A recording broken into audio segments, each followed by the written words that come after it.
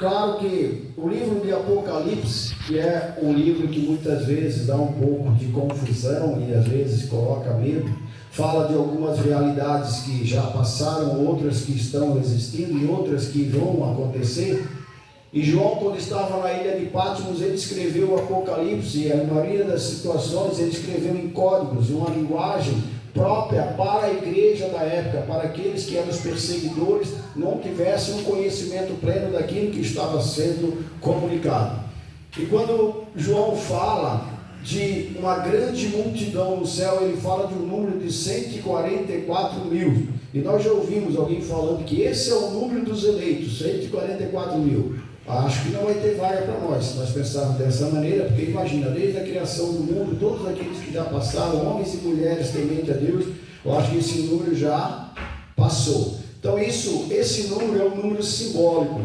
Mais ou menos, alguns números eles não são específicos na Bíblia, é igual quando o próprio Jesus fala para Pedro perdoar 70 vezes 7, né? Que dá uma soma, mas que ele quer dizer que é para perdoar sempre. Então, esses números, eles são os números fictícios, o número que nos dá para nós também essa certeza que além dos 144 mil que nós podemos dizer que são aqueles santos que nós vivemos e temos já no altar, aqueles que já estão canonizados, nós encontramos e temos na humanidade muitos e muitos homens e mulheres que acreditamos que já estão na presença de Deus pela vida que passaram. Pessoas simples lá, Dona Maria, Seu José, Seu João, pessoas que viveram uma vida digna e que fazem parte desse eleito. Por isso que João fala dos 144 mil e João também fala de um número incontável de pessoas. Ele ainda fala que existe mais pessoas. Na primeira leitura ele vai dizer que eu vi então um número que tinha sido marcado, que eram 144 mil. Depois disso, viu uma multidão imensa de gente de todas as nações, tribos, povos e línguas que ninguém podia contar. E aí, entre esse povo, eu acredito que vai estar nós. Essa é o nosso desejo, essa é a nossa vontade, porque para isso que nós fomos criados, também para estar na presença do Senhor. Por isso que ele vai dizer que alguns trazem as vestes brancas e palma nas mãos. Na igreja, em algumas imagens, principalmente uma das imagens que eu já percebi, mas tem outras que vamos encontrar, que tem um santo com uma palma na mão, que são aquelas, tipo uma palma de... quase igual a palma de São Jorge, por exemplo. Quem é devoto de Santo Expedito vê isso, Santo Expedito, a mão junta e tem uma palma. É isso que Apocalipse está falando, né? Ele tem a palma na mão, as vestes brancas. Mas eu vejo também nessa liturgia de hoje, diante daquilo que é espiritual e daquilo que é a nossa vida, uma contradição muito grande. Olha o que Apocalipse fala, João diz que quem são essas pessoas que estavam diante do Cordeiro? João fala que são aqueles que lavaram as suas vestes no sangue do Cordeiro. Mas como é que dá para lavar alguma coisa e ficar branco no sangue? É uma contradição para a nossa realidade. O que o próprio João está falando foram aqueles que passaram pela grande tribulação, foram aqueles que sofreram, foram aqueles que por causa do Evangelho não voltaram atrás, insistiram, persistiram, sabe? Cada um de nós com as nossas lutas, com as nossas famílias, e tudo que nós vivemos, e nós continuamos insistindo, não porque nós somos bons, mas porque nós acreditamos que alguém está ao nosso lado. Então ele vai fazer, nós temos essa vitória, e lavarmos as nossas vestes, toda a nossa vida, no sangue do Cordeiro. Olha aqui outra contradição, nós podemos ver no Evangelho de Mateus. O nosso conceito de felicidade é um conceito humanamente que tem que ser tudo bom. Nós estamos felizes quando nós estamos financeiramente bom, quando nós estamos com saúde, quando nós não somos perseguidos, quando tudo na vida está bem, nós dizemos que nós estamos felizes, porque esse é um conceito humano. Mas o conceito que o próprio Jesus está falando, e agora ele está falando diretamente para os seus. Aqui começa o Sermão da Montanha, capítulo 5 de Mateus, e vai até o final do capítulo 7. Ele começa dando o Sermão da Montanha, dando a direção para os seus, e ele termina lá no capítulo 7 com aquela passagem falando daquele que constrói a sua casa sobre a rocha e aquele que constrói a sua casa sobre a areia. Por que nós vimos algo de contraditório? Porque Jesus está dizendo para os seus assim, Bem-aventurado, essa palavra bem-aventurado, ela é traduzida para ser felizes, é a mesma coisa, bem-aventurado, ser feliz, ele está dizendo, felizes os pobres em espírito. E olha que nós temos que prestar atenção, porque ele está dizendo pobre em, e não pobre de. Eu sou pobre de quando me falta água, por exemplo, eu sou pobre quando eu não tenho dinheiro, eu sou pobre quando me falta água, então eu sou pobre daquilo. Mas quando o próprio Jesus está falando pobre em espírito, felizes somos nós, pobre em espírito. Ser pobre em espírito, estar na presença de Jesus, ser totalmente grato a Ele por tudo que temos e somos, seja pouco ou seja muito, isso é ser uma pessoa totalmente cheia do Espírito. Então, pobre em espírito, felizes são vós. E ele começa dizendo que porque deles isso é uma realidade para agora já. Jesus está dizendo que aquele que é pobre em espírito coloca toda a sua vida na dependência do Senhor e coloca a sua vida diante dele, mesmo com as nossas mazelas, com os nossos problemas, com as nossas dificuldades, mas nós nos colocamos na presença dele, confiando nele. Ele diz que deles, de nós,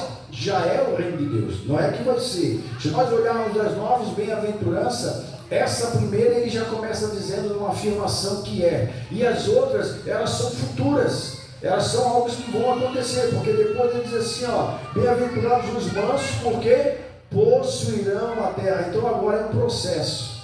Então agora nós começamos a ter esse processo de melhorar a nossa condição para viver essa realidade, para viver um novo céu e uma nova terra. E nós vamos ver bem-aventurados os que têm fome e sede de justiça, porque possuirão a terra. E assim ele vai falando. Mas olha só, por que eu falei que é uma contradição? Porque para nós termos de felicidade é diferente. Como é que nós somos acostumados a resolver as coisas na hora? Não dá para diante de uma situação eu me tornar manso. Por que nós somos, próprio Jesus nos compara com a ovelha? Porque a ovelha é um animal que se deixa chegar perto, se deixa acariciar, é mansa, ao contrário dos outros animais. Por isso que ele diz que os mansos possuirão a terra. E nós temos que viver essa mansidão. Então, uma pessoa que é nesse estado de espírito, ela tem essa mansidão, aí vai possuir a terra, vai estar na presença de Jesus, serão saciados, bem-aventurados os que alcançarão misericórdia. E ele vai até a 9ª expressão, quando ele diz assim, bem-aventurado, aí ele já está falando diretamente para os seus que estão ali, para os apóstolos que estavam com ele. Até então ele estava dizendo, bem-aventurado os, bem-aventurado as, ele está, e agora não, agora ele está dizendo, bem-aventurados sois vós. Então agora diretamente para aqueles que estão ouvindo, diretamente também para nós, ele está dizendo, bem-aventurado sois vós, quando vos injuriarem, perseguirem, mentindo, disserem todo tipo de mal contra vós por causa de mim. Esse é um conceito que nós não entendemos, porque nós não queremos. Como é que eu estou na igreja, eu busco o Senhor, eu estou buscando, apesar de todo o meu estado de vida, mas eu me esforço, eu venho na Santa Missa, eu faço de tudo melhor, e ainda eu tenho que me alegrar quando alguém levanta uma calúnia de mim, quando alguém fala mal de mim, quando alguém se manifesta contra mim, e eu ainda tenho que ser feliz. É o contrário, né? O mundo prega ao contrário, mas nós vivemos aí nesse conceito. Então Jesus está dizendo que essa é a felicidade, por causa do reino de Deus. Ele diz assim, alegrai-vos e exultai, porque será grande a vossa recompensa no céu. Tudo isso, ser pobre em espírito, estar na presença do Senhor, buscar Ele, e passar por esse processo de ser manso, de ser misericordioso, de viver essas bem-aventuranças para conseguir essa recompensa no céu. O céu que está preparado para todos nós, o céu que é nosso. Já falei isso outras vezes. Quando Jesus sobe aos céus, na sua ascensão, ele diz que eu vou ao Pai, eu vou preparar um lugar, quando tudo estiver preparado, eu vou voltar e vou levar vocês comigo. Nós aqui não estamos com muita pressa, né? Nós queremos ficar mais um pouquinho por aqui. Apesar que está tudo preparado para nós, nós vamos nos esforçar para ficar o maior tempo aqui possível. Mas quando chegar esse momento, nós temos essa certeza que o céu é um lugar que está preparado para mim, está preparado para você, e essa recompensa, né? E Apocalipse mesmo fala dessa realidade do céu. Coisas que os olhos não viram, o ouvido não escutaram, grandes são as coisas que o Senhor tem preparado para nós, tem preparado para mim e para você. Apocalipse também fala de a nova Jerusalém celeste, né? Rua de cristal, ruas de ouro, e aí nós podemos ter uma dimensão, como nós somos puramente humanos, quando nós vimos algo de falar que as ruas do céu são de ouro, nós ficamos maravilhados, mas aqui tem algo também tremendo para nós, olha só. Isso consta e vai trazer uma realidade muito boa para nós. No céu onde a rua é de ouro. Isso quer dizer que o grande valor do céu é o esplendor da glória de Deus, porque o ouro que está colocado no chão vai ser para ser pisado, então ele não tem valor nenhum. A dimensão espiritual desse novo céu e a nova terra, a Jerusalém celeste, aonde as ruas serão de ouro, está dizendo para nós que ele não tem o ouro, a prata, nada disso tem valor nenhum lá, porque vai ser pisado. O grande valor é a glória eterna do Senhor, aquilo que vai se manifestar. Assim como diz a segunda carta, que também é João, aqui nós vamos ter o Evangelho de Mateus, primeira leitura da carta de São João, e João também escreve o Apocalipse, ele diz que vede com um grande presente de amor o Pai nos deu, de sermos chamados filhos de Deus. Esse é o primeiro presente, que nós sermos chamados filhos de Deus, e nós o somos, e ele ainda diz assim, que nós ainda vai se manifestar em nós, de sermos semelhantes a Ele, semelhantes a Jesus, porque nós vamos ver o Pai como Ele é, nós vamos estar na presença de Deus, contemplando Ele face a face. Então essa é a grande glória de Deus. Então nessa celebração de todos os santos e santas, e que nós queremos nos incluir, porque é para isso que nós fomos criados, para a felicidade eterna, apesar da nossa vida aqui, da nossa trajetória, das nossas mazelas, dos nossos erros que nós cometemos, e somos essa humanidade muitas vezes pecaminosa, mas entendemos que em Jesus se consiste todas as coisas. Algo que chama muita atenção no fato de felicidade, que o nosso conceito muitas vezes é errôneo nessa maneira, é que talvez você já percebeu alguém que está bem financeiramente, está bem em várias situações, e existe um vazio, e isso é a falta disso que Jesus está dizendo, de espírito. Você que é a pessoa que está sem o Espírito de Deus, sem a presença de Deus. Santo Agostinho escreve no livro as suas confissões, ele diz que inquieto está o coração do homem enquanto não repousar em Deus. Porque se nós temos tudo que temos nessa vida, e é bom, louvável a Deus, nós trabalhamos para isso, mas sem a presença de Deus, sem a busca de Deus na nossa vida, existe um vazio. Esse vazio só se preenche com a presença de Deus. Nós vamos ter as nossas lutas, vamos ter os nossos perrengues, como se diz, independente. Nós nunca, eu pelo menos na igreja católica, a gente nunca viu alguns pregadores, ou até mesmo padre, pregar situações assim, ó, venha para a igreja e você estará bem, você será feliz, você estará sem nenhum problema. Nunca você vai ouvir alguém falar isso dentro da igreja. Há anos atrás, nós fomos uma vez lá em Itajaí, procurar uma igreja, que o rapaz aqui ia pregar, nós estávamos de ônibus, uma galera, e se perdemos lá, depois passamos em frente da igreja evangélica, e o motorista do ônibus brincando com nós, falou, gente, nós já estamos dando 2 voltas aqui nessa rua, não achamos, aqui tem uma igreja, vocês entram aí, enchem essa igreja e vamos celebrar junto. E na frente da igreja tinha uma placa dizendo assim, ó, pare de sofrer, venha para cá. Amados, isso é uma mentira. Jesus nunca prometeu isso para ninguém, né? Que se você viesse para a igreja, seus problemas iam acabar. Isso é aquela cena do Tabajara, né? Seus problemas se acabaram. Não existe isso. Por quê? Porque a igreja do Senhor é bem fato. O que ele diz é que eu estou contigo, eu carrego pela mão. É por isso que ele diz, aquele que colocar, que fizer a sua casa, final do capítulo 7 de Mateus vai falar lá, o homem que construiu a casa sobre a rocha e o homem que construiu a casa sobre a areia. A diferença é o que é? Se você olhar o contexto, a mesma coisa que aconteceu com uma casa, aconteceu com a outra, igualmente vieram as chuvas, sopraram os ventos, deu a enchente, mas a casa que estava sobre a rocha, essa permaneceu firme. aquela que estava construída sobre areia desmoronou. Então, essa de nós estarmos em comunhão com o Senhor, de estarmos na igreja, de estarmos vivendo, buscando, vai acontecer situações na nossa vida que quando tudo passar, nós vamos olhar para trás e vamos dizer, como é que eu passei? Por quê? Porque você tinha do auxílio. Você sabe em quem você colocou a sua confiança. Jesus estava com você. Você buscava apoio na palavra de Deus, na confissão, na comunhão. Isso te fortaleceu. E às vezes você vê que coisas que acontecem na casa de algumas pessoas que não têm Deus e não têm um apoio espiritual, as pessoas se desmoronam. Por quê? Porque a presença de Jesus na nossa vida é isso que o Evangelho diz. Construir a casa sobre a rocha, de saber que é Ele que é o nosso sustento. Vai soprar aqui, vai soprar lá. Tem dias que as coisas estão mais difíceis, mas nós buscamos esse conceito de buscar a palavra de Deus e entender que Ele está comigo. Porque é a palavra de Jesus. Eu estarei convosco todos os dias da nossa vida, Ele diz. Final do Evangelho de Mateus, capítulo 28, Ele termina dizendo isso. Eis que estarei convosco todos os dias da sua vida, para nos dar apoio, para nos dar sustento, não só para ajudar a carregar a cruz, porque Ele diz que o meu peso é leve, minha cruz, mas tem um peso, vai ter um fardozinho para carregar. Não estamos aqui buscando santidade de vida e achar que tudo vai ser as mil maravilhas.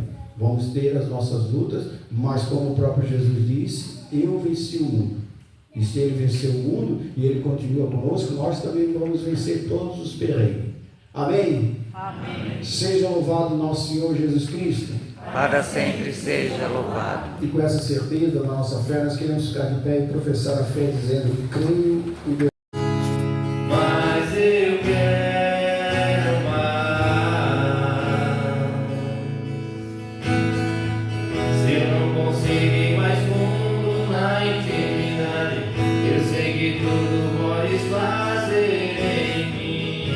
Quero me entregar, me deixar levar por ti. Quero ir além do que eu consigo ir. Quero ir além da adoração. Quero sentir o tocar da tua mão, sentir as batidas do teu coração. Quero ir além do que eu consigo ir. Quero ir além da adoração. Quero sentir o tocar da tua mão, sentir as batidas do teu coração.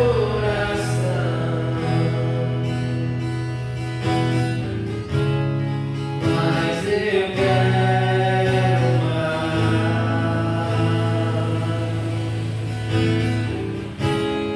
Mas eu quero mais. Se eu não conseguir mais fundo na intimidade, eu sei que tudo podes fazer em mim. Quero me entregar e deixar levar por ti. Quero ir além do que eu consigo ir. Quero ir além da adoração. Quero sentir o tocar da tua mão, sentir as batidas do teu coração. Quero ir além do que eu consigo ir. Quero ir além da adoração. Quero sentir o tocar da tua mão, sentir as batidas do teu coração. Quero ir além do que eu consigo ir. Essa canção me fez lembrar a passagem de Êxodo, quando Moisés estava na presença do Senhor. O texto bíblico nos fala que um dia Moisés foi além do deserto. Ele estava apacentando as ovelhas, fazendo aquilo que era normal dele, como um pastor. E nesse dia ele foi além do deserto. E lá ele encontrou a sarça ardente, aonde estava a presença do Senhor. Então que nós também possamos ir além. Vejamos até onde nós estamos indo para essa busca, para essa espiritualidade, para essa presença do Senhor. Não deixando de ser aquilo que nós somos na nossa vida, não. Mas indo além, um pouco mais, dá para fazer um pouco mais, dá para rezar um pouco mais, dá para ler um pouco mais da palavra de Deus, dá para insistir um pouco mais na nossa vida, ir um pouco além. E quando Moisés fez isso, foi além do deserto, encontrou a sarça ardente, o Senhor tinha uma missão para ele. Essa é a missão que nós, cada um, temos também. E nós queremos, nessa oração do Pai Nosso que Jesus nos ensinou, colocar as nossas limitações. Hoje nós já celebramos, rezamos esses dias pelos nossos fiéis falecidos, que acreditamos que muitos deles já estão na glória de Deus, mas hoje nós queremos rezar por esses santos, ou pelo menos esses nós aqui que estamos a caminho da santidade. Ver qual é a sua limitação, qual é a minha limitação, que é aquilo que ainda me impede de estar mais na presença do Senhor. Ir um pouco além, assim como a música nós estávamos cantando. Eu falava um dia dele, ontem, sexta-feira, lá em Morrinhos. Nós não conseguimos fazer tudo o que falamos. Eu não consigo ser tudo aquilo que eu prego. Talvez um dia eu vou ser chamado por isso, porque não é fácil eu pregar e viver aquilo que eu prego. Eu não consigo. Como o pessoal da música não consegue viver aquilo que eles cantam, como nós também não conseguimos viver aquilo que lemos, aquilo que queremos. Mas nós insistimos. Então nós queremos ir um pouco além. Então nessa oração do Pai Nosso nós vamos colocar cada um de nós que estamos nesse caminho, rumo ao céu, rumo a Jerusalém Celeste, pedindo que o Senhor seja o nosso auxílio. E ele começa dizendo que Ele é Pai. E se Ele é Pai, Ele cuida, Ele provê, Ele dá aquilo que é necessário para cada um de nós. Amém? Amém. Pai Nosso.